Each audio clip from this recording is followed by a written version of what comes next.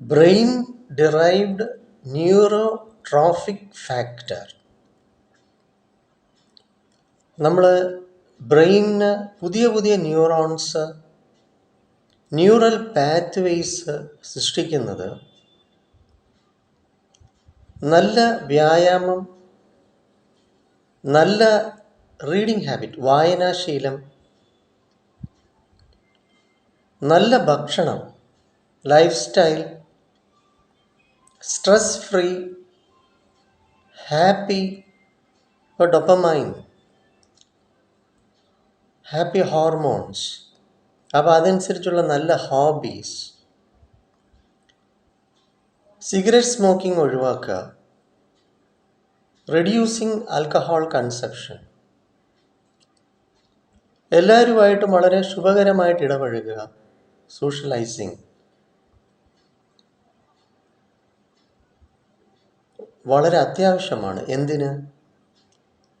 ഇന്നേ കാലത്ത് ബഹുഭൂരിപക്ഷം ആൾക്കാരും ധാരാളം കൊഴുപ്പടങ്ങിയ ഭക്ഷണം, പ്രത്യേകിച്ച് മാംസാഹാരം, നമ്മുടെ ബ്രെയിനിൻ്റെ ആക്ടിവിറ്റി, ബ്രെയിനിൻ്റെ ഫങ്ഷന് നെഗറ്റീവായിട്ട് കാലക്രമേണ ബാധിക്കും. സ്ഥിരമായിട്ട് screen time, lack of exercise, ഇന്നേ കാലത്ത് ഡിമെൻഷ്യ,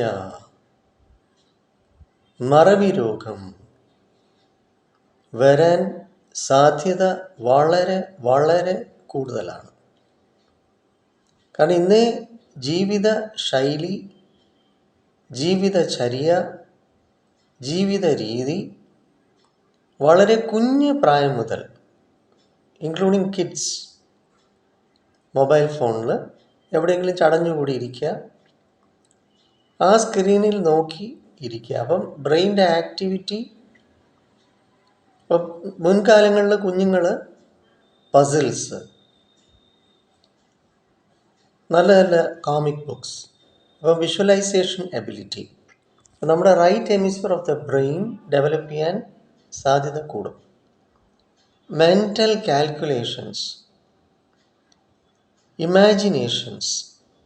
ഇപ്പം നമ്മളൊരു റീഡിങ്ങിലൂടെ കടന്നു പോകുമ്പോഴത്തേക്ക് നമ്മൾ വായിച്ചു പോകുമ്പോൾ ആ പിക്ചേഴ്സ്, അതിൽ പറഞ്ഞു പോയിരിക്കുന്ന, വിവരിച്ചിരിക്കുന്നതായിട്ടുള്ള കാര്യങ്ങൾ നമ്മൾ ഉള്ളിൻ്റെ ഉള്ളിലുള്ള നമ്മുടെ മനസ്സിൻ്റെ സ്ക്രീനിലാണ് കാണുന്നത്. അങ്ങനെ വരുമ്പോൾ നമ്മിൽ ധാരാളമായിട്ട് നമ്മുടെ ബ്രെയിനിൻ്റെ പ്രവർത്തനത്തിന് പോസിറ്റീവായിട്ട് സഹായിക്കും. അപ്പോൾ ഏജിങ് ഫാക്ടറെ കുറയ്ക്കും. നമ്മുടെ ബ്രെയിൻ വളരെ ഫ്രഷായിട്ട്, എനർജറ്റിക്കായിട്ട്.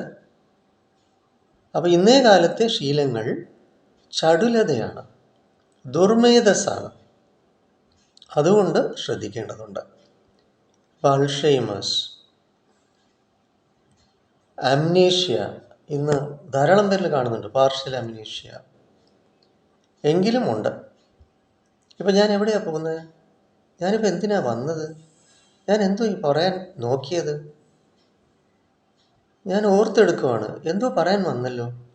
കൊച്ചു കുട്ടികളുടെ ഇടയിൽ, സ്കൂളിൽ പഠിക്കുന്ന കുട്ടികളുടെ ഇടയിൽ,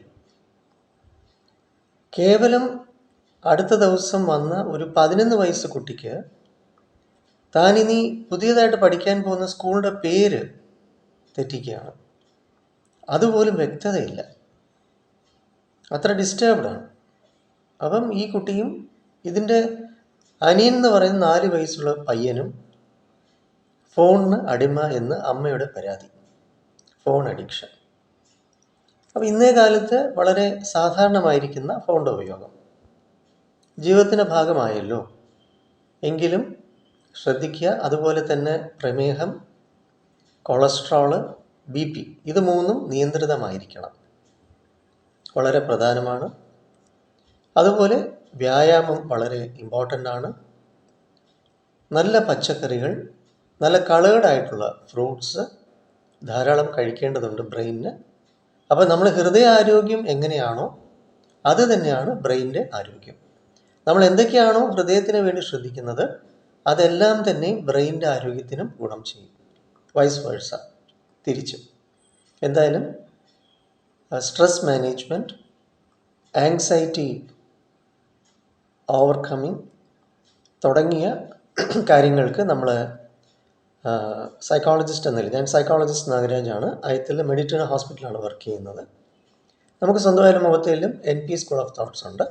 9605743596 എന്ന നമ്പർ വിളിക്കാം, വരാം, സേവനമെടുക്കാം. നമുക്ക് ലൈഫ് സ്റ്റൈൽ ചേഞ്ചിങ് പ്രോഗ്രാമുണ്ട്. നിങ്ങൾക്ക് ഡിമെൻഷ്യ വരാനുള്ള സാധ്യതയുണ്ടോ? നിങ്ങൾക്ക് അൽഷൈമേഴ്സ് പിടിപെടുമോ? അപ്പോൾ നിങ്ങളുടെ ബ്രെയിനിൻ്റെ ഹെൽത്ത് എങ്ങനെയാണ്? അപ്പോൾ നിങ്ങളുടെ പ്രസൻറ്റ് മെൻ്റൽ സ്റ്റാറ്റസ് എന്താണ്? ഇതെല്ലാം നമുക്ക് പഠനം ചെയ്യാനുള്ള സാധ്യത ഇവിടെ ഉണ്ട്. തീർച്ചയായിട്ടും ഇപ്പോഴേ നിങ്ങൾ പ്രൊട്ടക്റ്റ് ചെയ്യണം. ഡിമെൻഷ്യ വരാതിരിക്കാൻ, അൽഷൈമേഴ്സൊക്കെ പിടിപെടാതിരിക്കാൻ, ഈവൻ നമുക്ക് പാർഷ്യൽ അമിനീഷ്യ പോലും ശാരീരിക നിലയിലൂടെ, അല്ല അപകടം മറ്റുമൊക്കെ വേറെ രീതിയാണ്, അങ്ങനെ വരാതിരിക്കാൻ പോലും നമുക്ക് പ്രൊട്ടക്റ്റീവ് മെഷേഴ്സ്, ഒരു പ്രൊട്ടക്റ്റീവ് ഷീൽഡ് ക്രിയേറ്റ് ചെയ്യാൻ നമ്മുടെ ഈ പ്രോഗ്രാം സഹായിക്കും. വരിക, 9605743596 ആണ് എൻ്റെ നമ്പർ. വിളിക്കുക, വരിക, സേവനം നേടുക. വെൽക്കം.